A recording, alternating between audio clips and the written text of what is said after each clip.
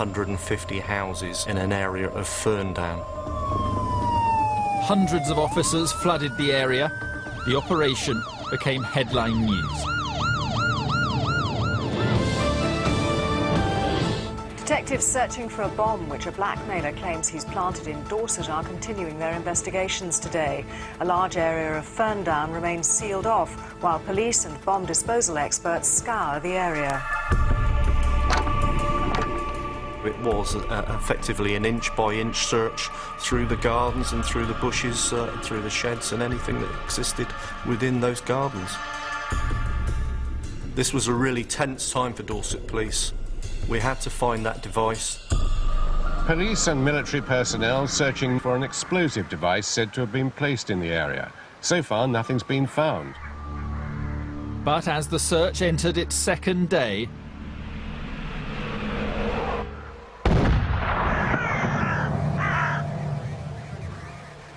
shocked detectives feared the worst.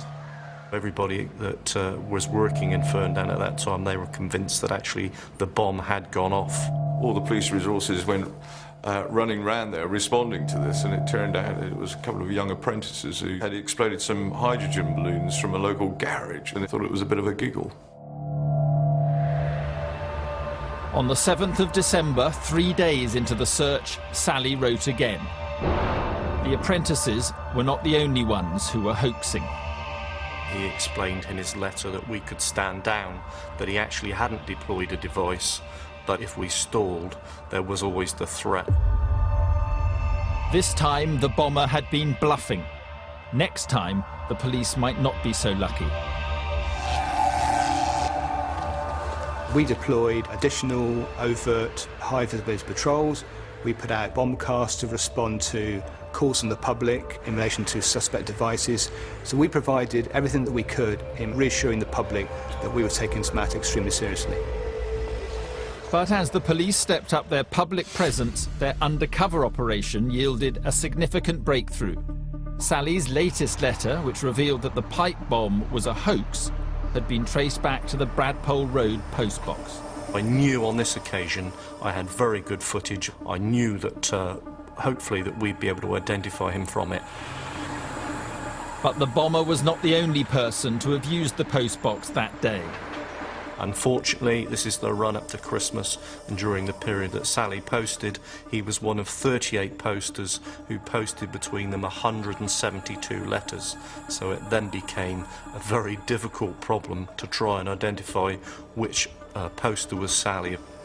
I had 38 images, so I knew that one of those people was our offender. That was the frustration. Catching the bomber was made more difficult by Royal Mail rules preventing the police opening any of the posted letters. The Queen's Post is sacrosanct. We couldn't delay it, we couldn't interfere with it at all. So we had probably a matter of 5–10 minutes to try and gain as much information as we could from the letters before they had to go on their way.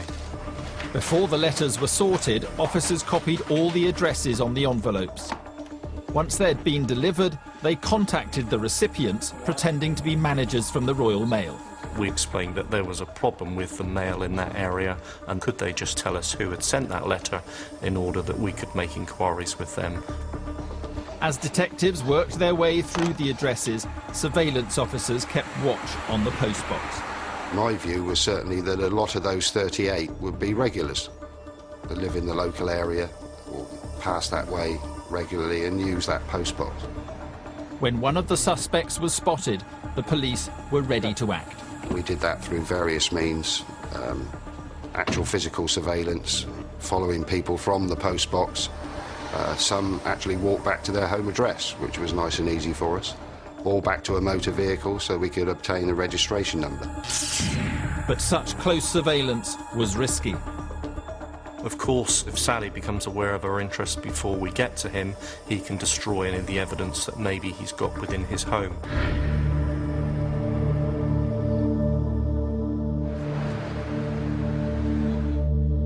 DSI James knew any error now could spell disaster. This inquiry now was close to being 6 months old. We'd received maybe 20, 25 letters. We'd sent coded messages. We'd received incendiary devices. We'd had threats that garden bombs had been placed in gardens. This was a crucial period of time for us. The level of tension was very high.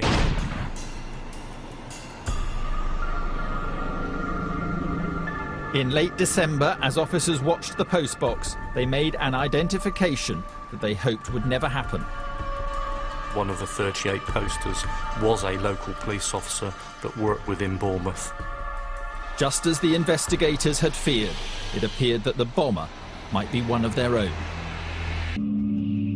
5 months into the hunt for the Tesco bomber, detectives were finally closing in. They knew the bomber was one of 38 people captured on tape using the Bradpole Road postbox in Bournemouth. But as they continued the stakeout, they made a disturbing discovery.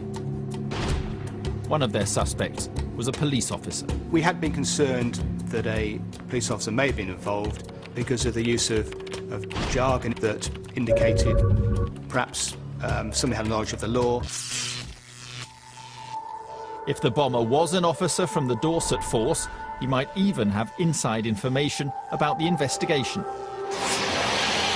That became even more relevant when we identified that he was a local police officer that worked within Bournemouth, and we became very interested in him. The officer was duly interrogated by detectives. But within hours, it became clear he was not the man they were looking for. He was totally innocent, and it was just by pure coincidence that he happened to post a letter. With the police officer in the clear, detectives concentrated on narrowing down their list of suspects further. We identified a small number of persons fairly quickly, particularly those who were writing to businesses and companies. But we were left with a small number of individuals we hadn't been able to identify. After weeks of work, police had eliminated all but 9 of the people who had used the Bradpole Road postbox. And on the 17th of February, the number of suspects dropped to just 1. We noticed one of the people that we were trying to identify walking along the service road carrying a plastic petrol can. At that time, there was a filling station at the end of the service road. Didn't need to be a rocket scientist to work out that he'd probably been to the garage. The filling station's CCTV cameras showed a scruffy, middle-aged white man at the counter. Officers established that, in fact, our poster had purchased petrol at that station and had paid by cheque. The cheque was traced to a 50-year-old unemployed electrician from the Kinson area of Bournemouth. His name was Robert Edward Dyer.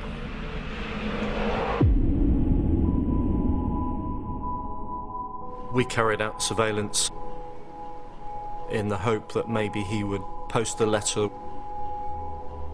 that he would show some interest in Tesco's, maybe visit Tesco's stores. Unfortunately, that didn't happen.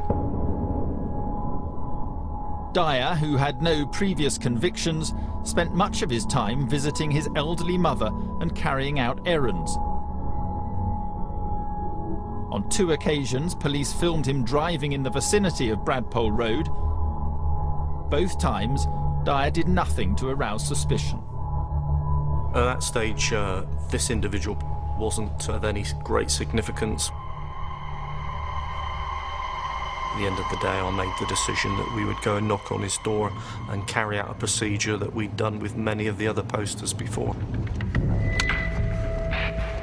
To eliminate suspects, police used a specialised software program to examine their home computers. It was a case of inserting a disk into the computer. That would then search their hard drive looking for specific words. And if it found any of those words, it would display on the screen the actual document that it related to. On February the 19th, officers called at Dyer's home in Caroline Road. When I went in, it was quite a small bungalow. It was a 2-bedroom bungalow. Jeff and Paul sat in the lounge with Mr. Dyer, and they started asking him where he was on certain dates and things like that. I went into his bedroom where he had a computer and started the scan process.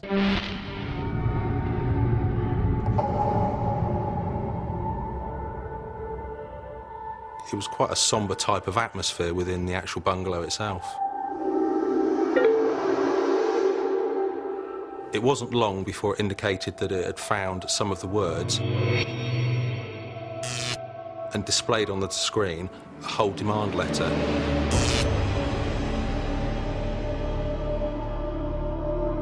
From walking in the door to suddenly sitting in a room by myself thinking, this is where we are, Mr. Dyer is the offender.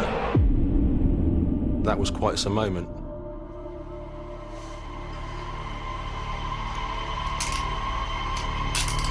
It was quite strange really, because there was no real